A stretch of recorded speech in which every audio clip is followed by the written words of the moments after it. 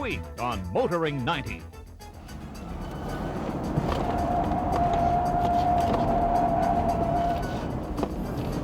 A little fast? No, I'm fine still. We have 205 employees at this location, and it really never shuts down. It's a continuous operation. Motoring 90 is brought to you by Quaker State. The big Q stands for quality. Always has, always will. Do you know what kind of motor oil you're using in your vehicle here? No, I don't. Do you know what the motor oil does for your engine? Lubricates it. Do you know the difference between a good and a bad motor oil? No. Would you like to learn more about oil? Sure.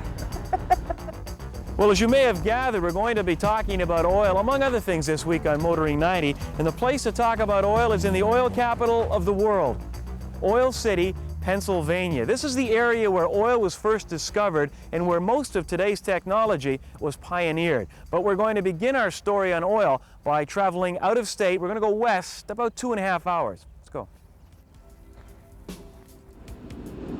Boy, isn't TV great? Sure cuts down on travel time. And where we've traveled to is the Quaker State Congo Oil Refinery in New West Virginia on the banks of the Ohio River. Now, we're not going to try and explain the function of all these smokestacks and pipes, but what we hope to do is give you and I a better understanding of how motor oil is produced. And we also hope to illustrate how a good motor oil can be your engine's best friend. This is an integrated lube oil refinery. It was built in 1972, went online, and is designed for 10,000 barrels a day of Pennsylvania-grade crude. Refineries are very specifically designed to run a very specific type of crude oil and process it into designated finished products. How does the oil get here? Where is it coming from? Crude oil comes by 3 different means. We have a pipeline that stretches into eastern Ohio. We have barge shipments coming into the refinery, which is mostly from southern West Virginia. And we gather crude locally in this area and bring it in by bulk truck.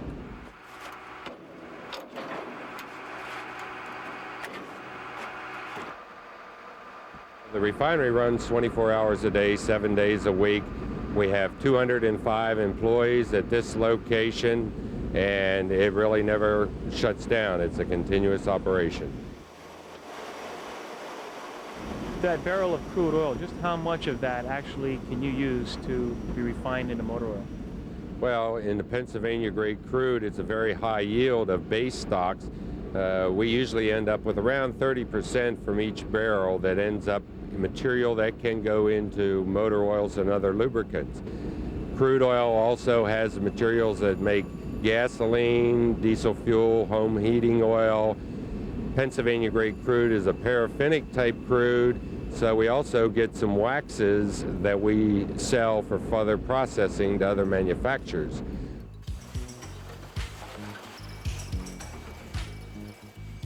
We have now moved inside, and we are in our lube blending facility here at the Congo plant.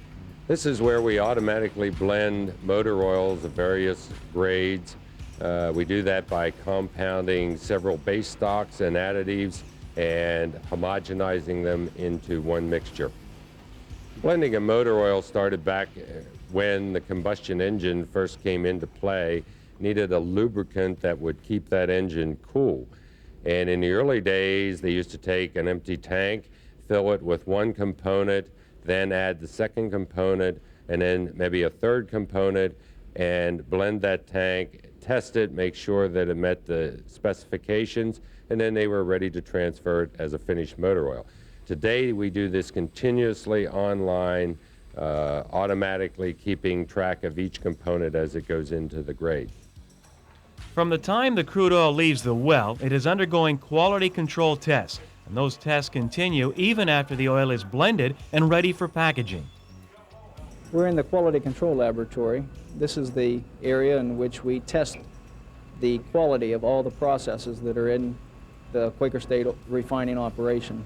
We are also testing the quality of our finished motor oils as they are being blended for Quaker State. We do a complete array of testing for each and every blend. A sample is retained here. The quality control sample has to be approved by quality control before it is packaged and shipped to our customers. Well, a good motor oil will keep an engine clean, cool. It will reduce the friction in that engine, so it reduces wear. A good motor oil does not thicken when you get cold temperatures. It will not thin out when you have extra hot temperatures as our engines run today. A bad motor oil just will not do those things as well. Each quart filler is designed to fill 350 quarts per minute. A cap is then placed on each and every quart, and then that bottle passes through a fill tech machine that determines the proper contents in each quart. We then adhere the front and back label to each quart, and then each quart is then packaged into a 12-quart box, and then it goes into the palletizer and palletized into 80 quarts per pallet, and then it's ready to be put into our packaging plant or to be shipped to our customers. But what should the customers expect from a premium motor oil? We have a V6 Chevrolet engine that has been run 100,000 miles, torn down, and going in to visually determine and also measure the wear on that engine, and it is spick and span. I think that it's very good maintenance to use a good lubricant, change oil regularly, and you can see that you can go beyond 100,000 miles if you take care of your car. Hi, I'm Sue. You're watching Motoring 90, so stick with us. We'll be right back.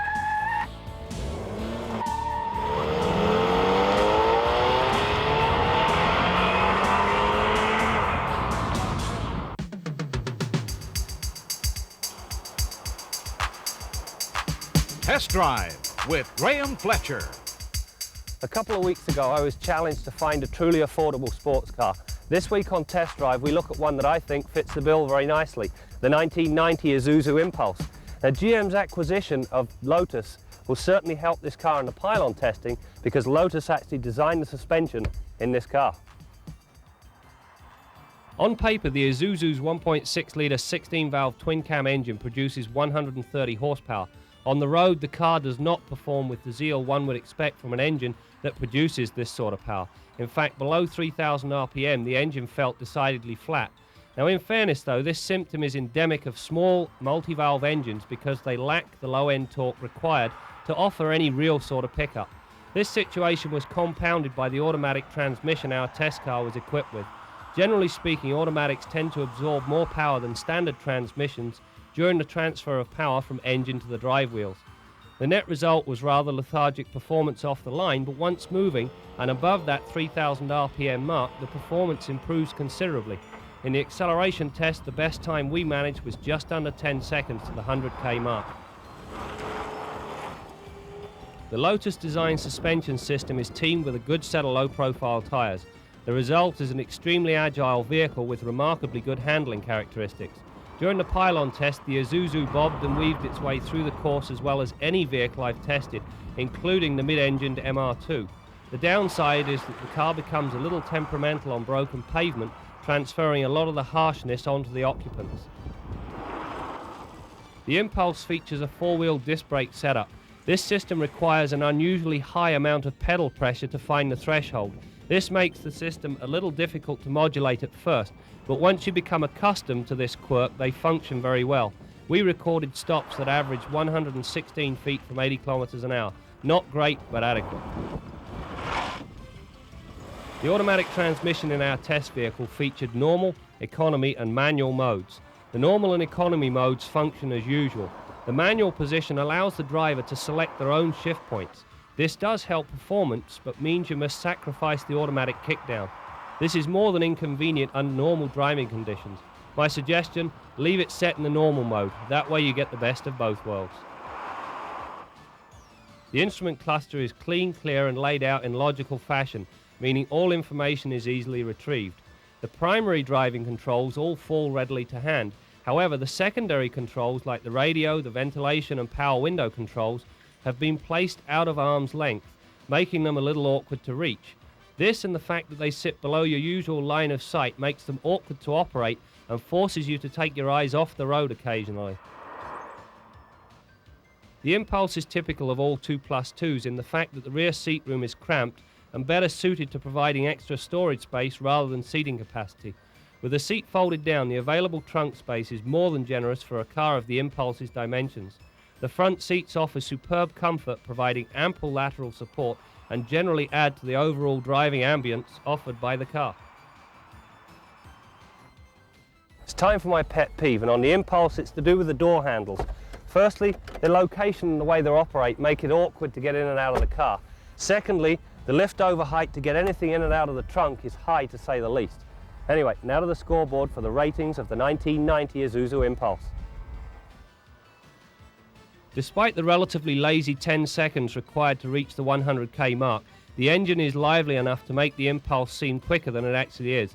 If only the low-end torque were the equal of the horsepower, this car would be able to back up its attractive and aggressive appearance. Loaders have done a bang-up job with the suspension as far as handling is concerned. It is tight, taut and capable of giving its best, even in adversity. I only wish it were a tit softer. Despite the high brake pedal pressure required to stop the Impulse, we still managed some predictable and controlled stops that averaged 116 feet from 80k.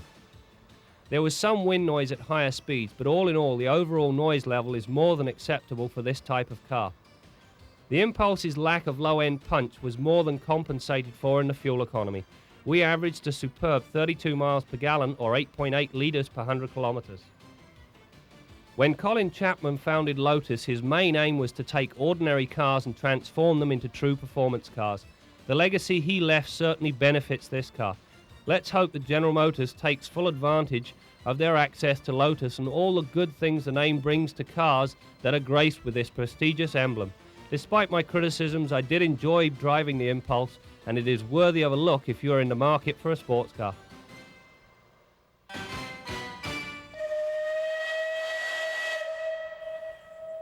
Back in 1859, an event occurred in this building that would change the world more than any war or revolution. This is the world's first oil well. It is called the Drake Well. It is named after Edwin L. Drake, who back on August 27th, 131 years ago, struck oil by drilling. Inside is a replica of the steam-powered drill. The story goes that he went home after hitting 69 feet, and overnight the drill slipped 6 inches. He came back the next day. He discovered oil. All right, it is now time to head to the garage and join our mechanic, Bill Gardiner.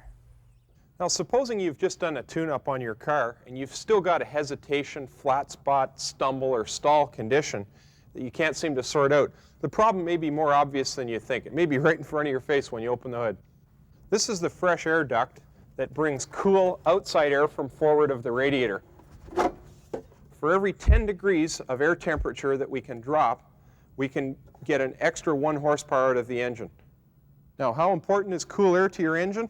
Well, there's quite often a differential of 80 to 100 degrees or more between the air forward of the radiator and the air that's already passed through the radiator. For every 10 degrees that we can drop that air inlet temperature, we can increase the power output of the engine by about 1 horsepower. So 80 to 100 degree drop in air inlet temperature, 8 to 10 horsepower. Want to know what 8 to 10 horsepower feels like? Go along the highway and snap your air conditioner on. When the car tugs back, that's approximately 8 to 10 horsepower.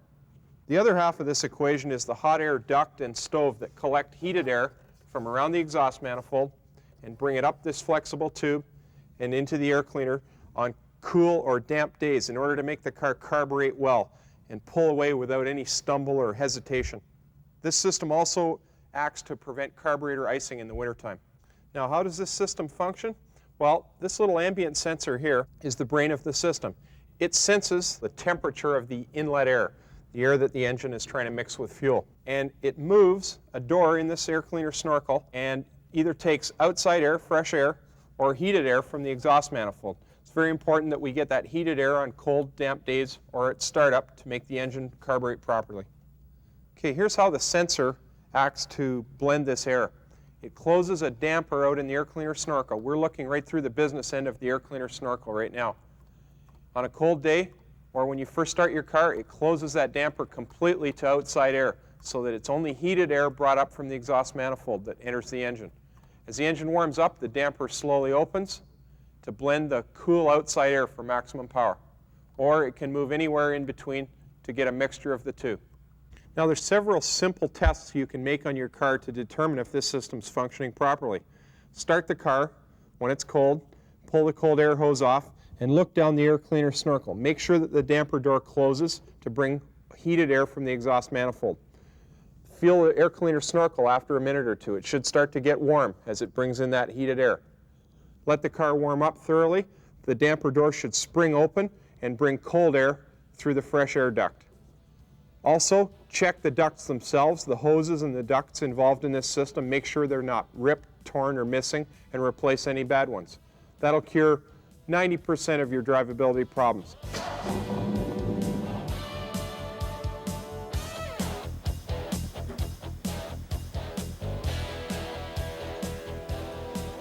Hi, Jan. Oh, no, wait. Any messages? We're just a couple of miles outside of Oil City, Pennsylvania, and this is a common sight in this state and in Ohio. There are literally thousands of these pump jacks hard at work. And as a matter of fact, they've been pumping crude oil on this particular piece of land for over 100 years. Okay, it's now time to head back to Canada and join Steve Grant, who has a story about the new kid on the block at Nissan.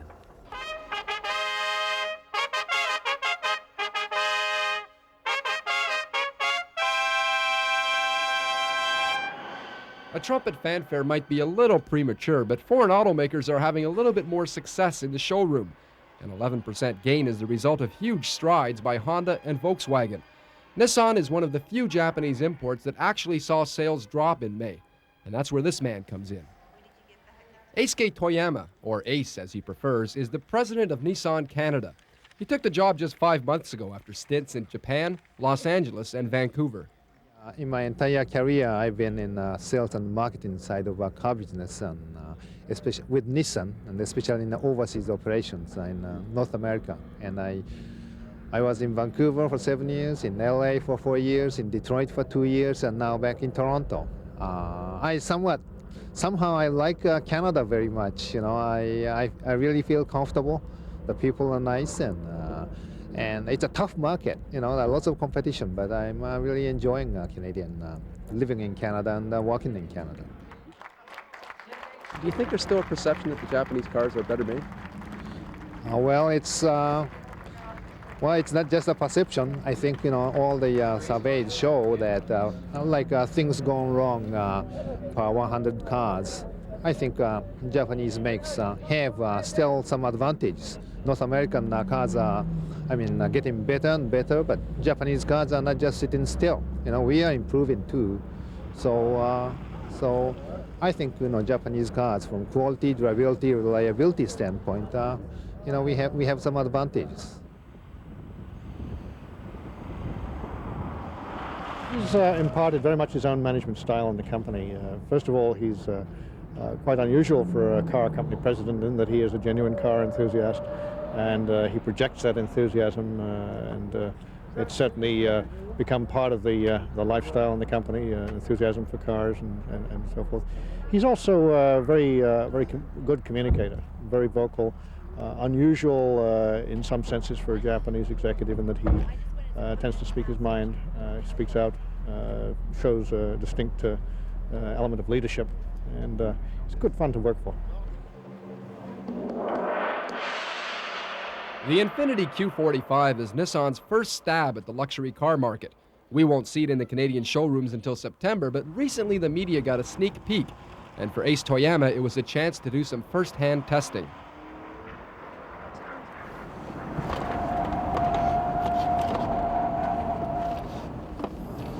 A little fast? No, I'm fine still.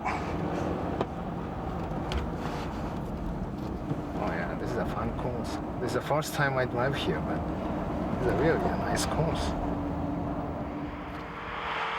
Now, it'd be very easy for you to be back in Toronto and sitting behind your desk, but you're out here mingling with the media and seeing what everyone thinks of the car. Is that important as part of your job? Oh yes, I enjoy it. I've been, as I said, in the sales and marketing end of the business, but I love cars, and I really enjoy driving cars myself and talking to those auto journalists. Infiniti launch or not, even the president of Nissan can't resist a ride in a Porsche with the top down.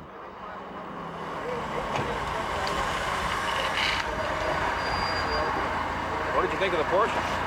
Well, it's almost as good as 300ZX. It's almost somewhat sacrilegious seeing you sitting in this car, isn't it? Yeah, this is a great car, tremendous car. Yeah, it's yeah. Yes, I like especially I like old cars, and I have some old car which is not Nissan. So I don't think I should be disclosing the name of the car, but you know, I love all those old cars. And now, you're the president of Canadian Nissan. Sounds like you love your job. What would be the next step, the next logical step for you? Where do you go from being the president of Nissan Canada? Well, I don't mind being here for a while, but well, the Nissan our head office can say, well, anywhere. I mean, but well, back to the U.S. or Europe, but I love here, so I am not really looking forward to going anywhere else. Pedestrians, if you're going to give a driver a finger, make sure it's this one. That's coming up next on Kenzie's Corner.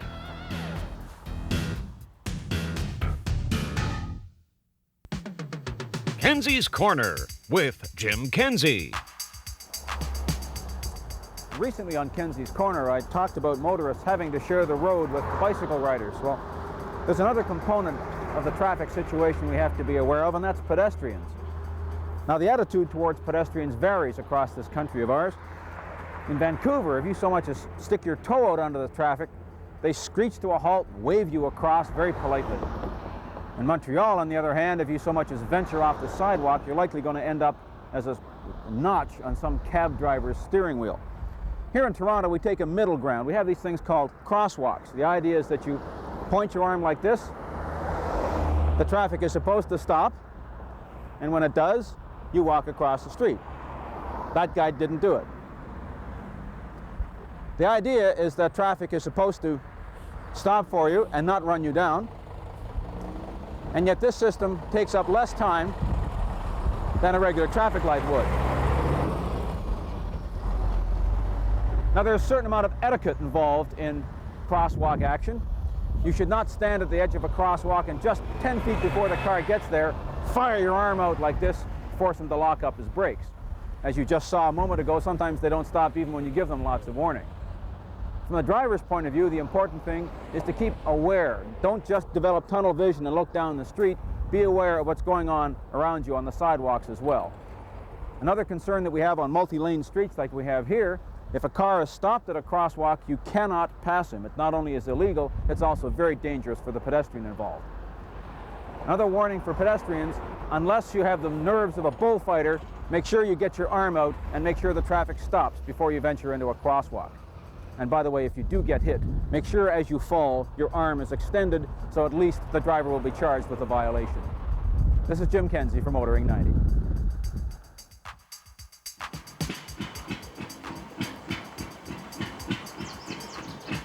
You are looking at a living legend. This is the McClintock #1 oil well in Oil City, Pennsylvania. And this is simply the oldest producing well in the world. It has been producing oil since 1861, and it still is. Now, not much, but a cup a day, but it's still alive and kicking. Well, that's it for this week. We want to thank all the Quaker State gang, both here in Oil City and at the Refinery in Newell, West Virginia, for their cooperation. And we also want to thank Quaker State Canada for its continuing support and sponsorship of this program. That's it for now. We'll see you next week for more of Motoring 90.